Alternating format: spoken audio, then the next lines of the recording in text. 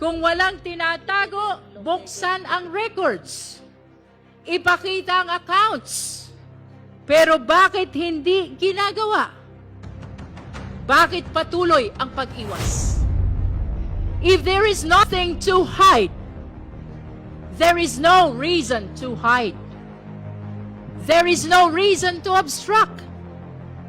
The only people who fear the disclosure of these transactions are those with dirty secrets. The chair will address the committee. Magandang umaga po sa ating lahat. Good morning. Good morning. Itutuloy natin ngayon ang pagdinig na ito. But before we move forward, it is important, once again, that we look back. Dahil ang bawat hakbang natin ngayon ay nakatayo sa mga ebidensyang nailatag na sa mga nakaraang pagdinig. Noong April 22, matatandaan na marami tayong mga resource persons. Ang Ombudsman, ang Anti-Money Laundering Council or AMLC, ang Securities and Exchange Commission or SEC, at ang Bureau of Internal Revenue o BIR. Sa pagdinig na yon, we entered what we describe as the territory of forensic truth, kung saan hindi opinyon ang nangingibabaw. Hindi haka-haka, kundi opisyal na record. Mga record na punong-puno ng numero. At ang mga numerong iyon ay nagsalita. Tatlong bagay ang malinaw na lumitaw. Una, ang mga SALN na walang cash o cash deposits. We began with the Office of the Ombudsman, which confirmed the Vice President's submission of SALNs.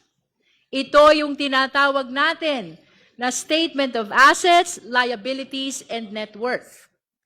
Kapansin-pansin na mula 2016 hanggang 2024, tumaas ang net worth ng Vice Presidente mula 34 million patungong 88 million. Ngunit kapansin-pansin din na mula 2019, zero cash o cash deposits ang idineklara. Wala kahit 5. Kaya hindi maiwasan ni Congressman Joel Chua na magsabi, di wow. Wala daw cash o cash deposit. Tama po ang dinig ninyo. Walang cash sa bulsa o kahit sa bangko. Kung biro man ito, hindi ito nakakatawa. Dahil kung walang cash o cash deposit, ang tanong, paano umikot ang pera? At kung walang laman ang bangko, paano lumaki ang yaman? At paano nakapag-deposit si Congressman Percy Sendanya sa isang bank account na nakapangalan sa Vice Presidente? At ibig ba nitong sabihin ay ang Vice Presidente ang kaisa-isang opisyal sa buong Pilipinas na walang land bank account? At iyan ang mga tanong na iniwan ng SALN. Pangalawa, ang AMLC at ang bilyon-bilyong galaw ng pera. Sumunod na nagpahayag ang AMLAC, isang ahensyang walang kinikilingan, isang ahensyang sumusunod sa datos. At sa pagtatanong ni Congressman Terry Ridon, nakita natin na ang datos ay malinaw.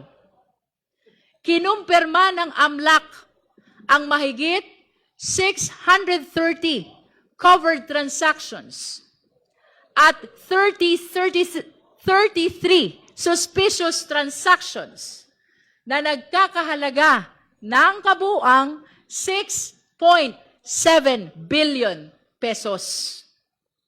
Siguro, magandang isipin kung gaano kalaki ang halagang ito. Mahigit 6 na bilyong piso. Kapag ang SALN ay nagsabing zero cash o cash deposit, pero ang AMLAC ay nagsabing 6.7 billion, hindi na ito simpleng discrepancy lamang. O kahit ang basehan natin ay ang net worth na 88 million, napakalayo pa rin nito sa bilyon-bilyong transaksyon na nakita ng AMLAC. Ito na ang tinatawag ni Congressman Chel Jokno na smoking gun. Pangatlo, ang mga paratang ni dating Senator Sonny Trillanes na nakumpirma. 10 taon, ganyan katagal ang hinintay ni Senator Trillanes. Ganyan katagal pinagdudahan ang kanyang mga aligasyon.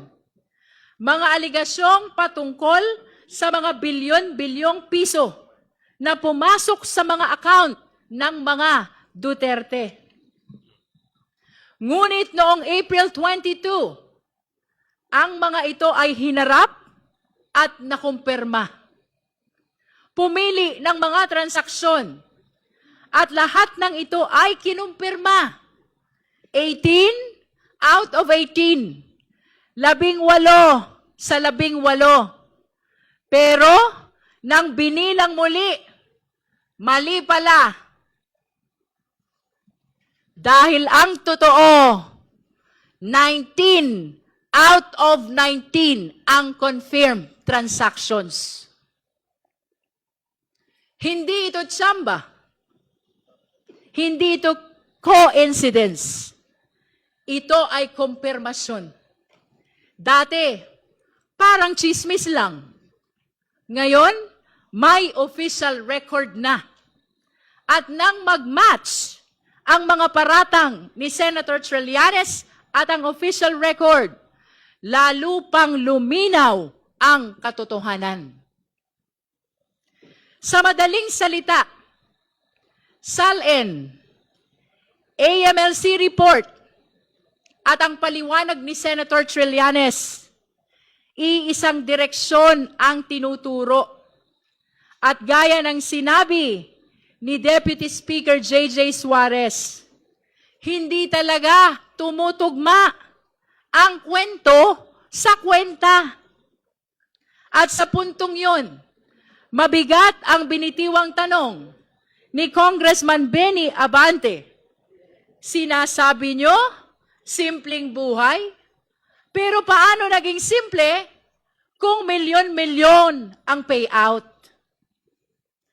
Dito sa milyon-milyong payout, may mga pangalan na nabanggit. Mga pangalang hindi basta-basta makakalimutan. Names like Michael Yang and Sammy Uy. These are not ordinary names. Lalo na dahil napakalaking pera ang pinag-uusapan. At base sa pahayag ni Senator Trillanes, merong pahiwatig na isang pattern, isang sistema. At dahil dito, dapat magkaroon pa ng mas malalim pa na investigasyon. Kailangang tukuyin ang buong lawak ng network na ito. kung sino ang sangkot.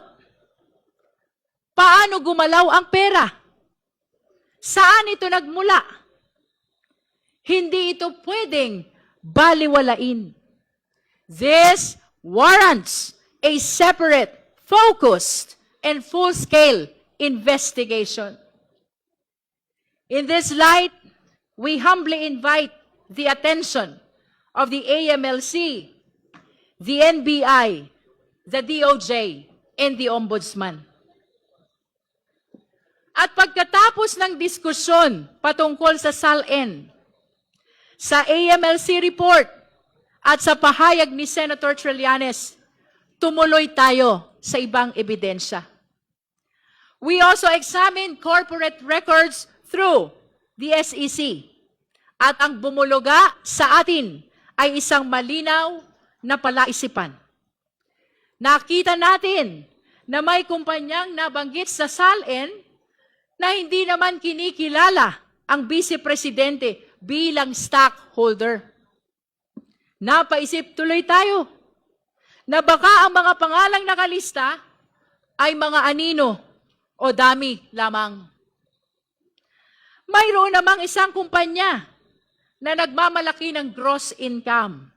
Daang-daang milyon. Ngunit ang profit margin ay tila nakapagtataka. Less than 1%.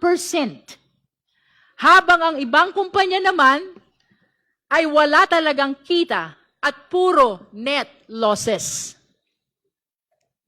Sa gitna ng pagtatanong ni Congressman Lordan Suwan, nakita natin na mayroon ding isang kumpanya kung saan aktibo ang Vice Presidente bilang stockholder at board member.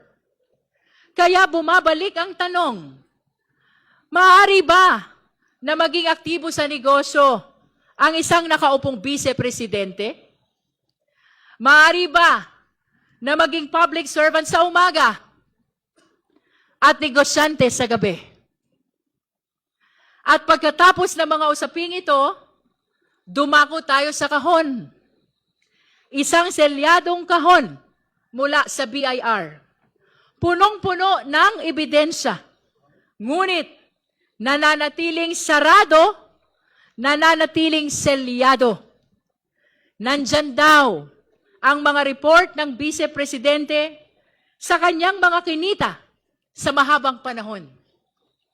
Ibig sabihin, kung hindi may paliwanag ang bilyong-bilyong transaksyon na nakita ng AMLC, nasa loob kaya ng kahon na iyan ang paliwanag? Marahil ay pwedeng pag-isipan kung ang SALN ay nagsasabing walang cash at cash deposit at 88 million ang laman ng kabuang net worth. Paano ito itatapat sa report ng AMLC na nagpapakita ng mga transaksyon na umaabot sa bilyon-bilyong piso?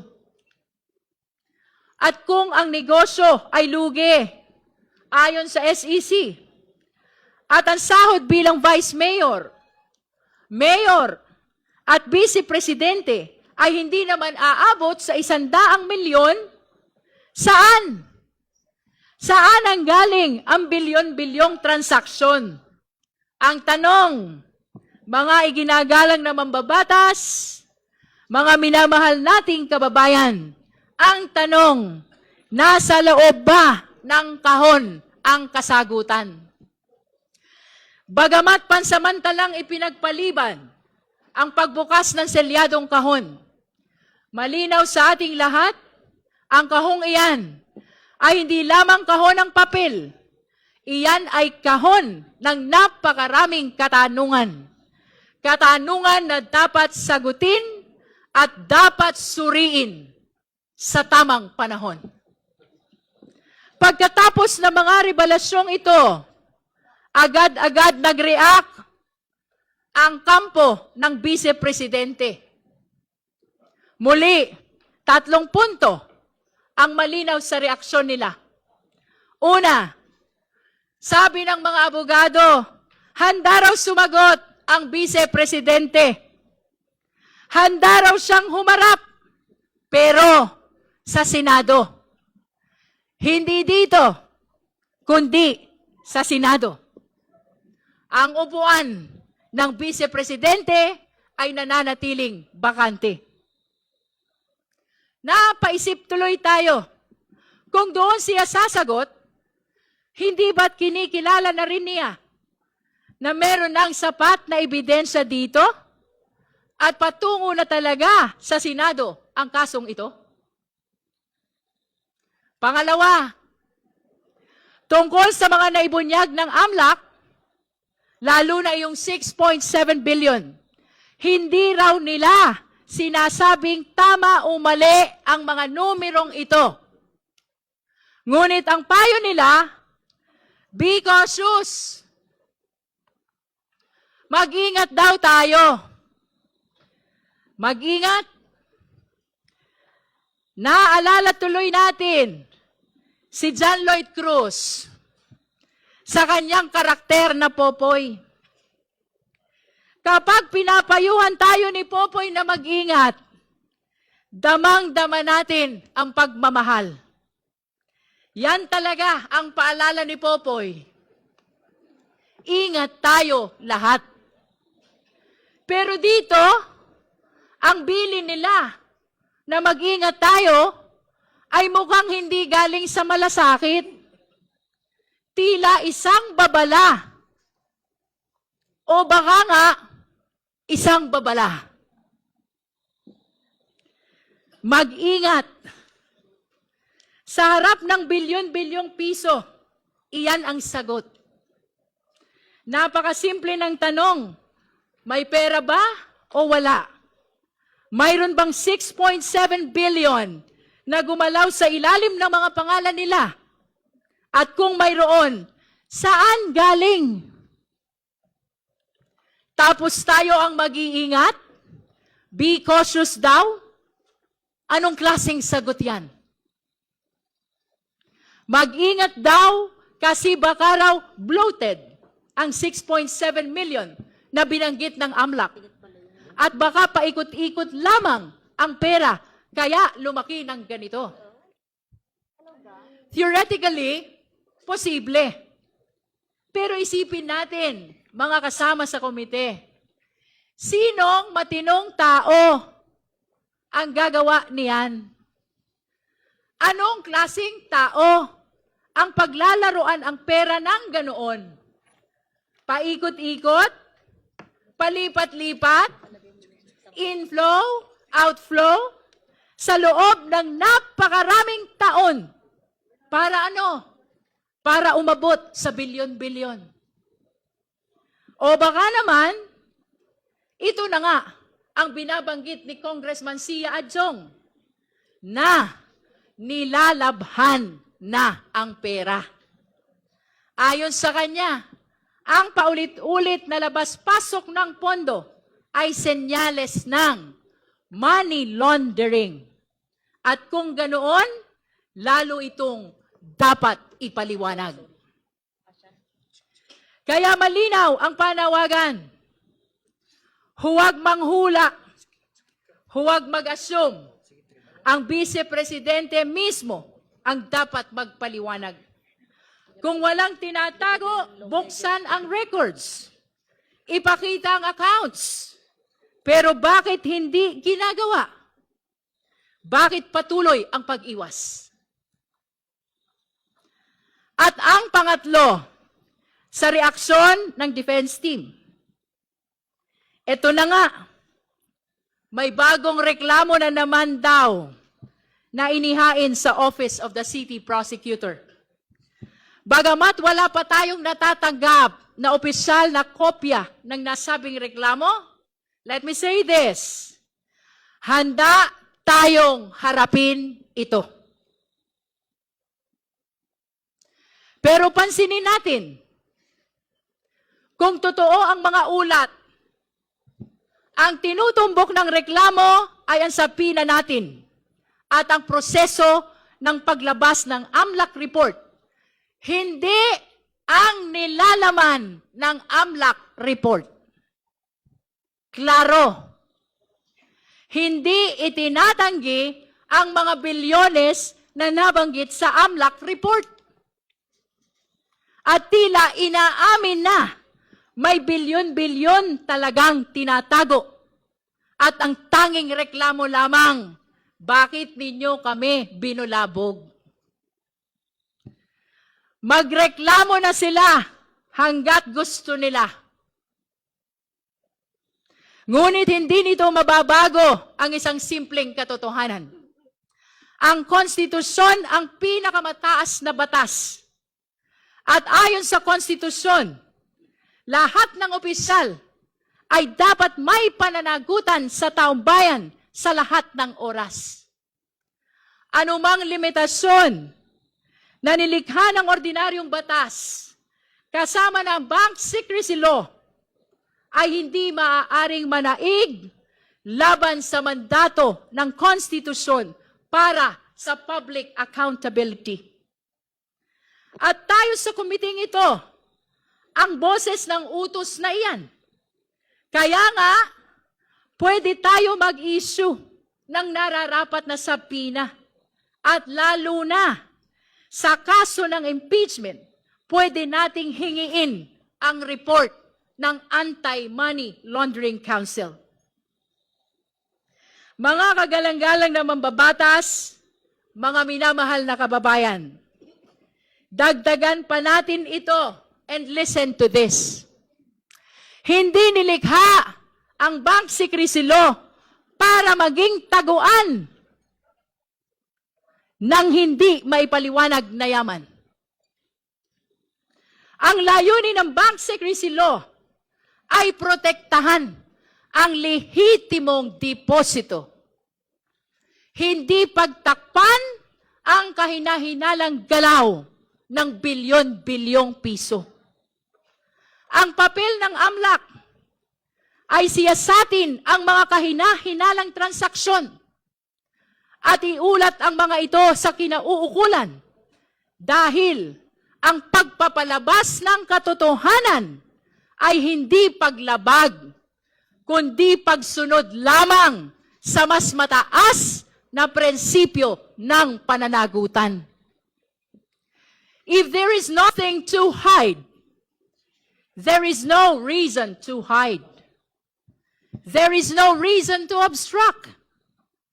The only people who fear the disclosure of these transactions are those with dirty secrets. Transparency is the only response of those with integrity. Everything else is just an excuse.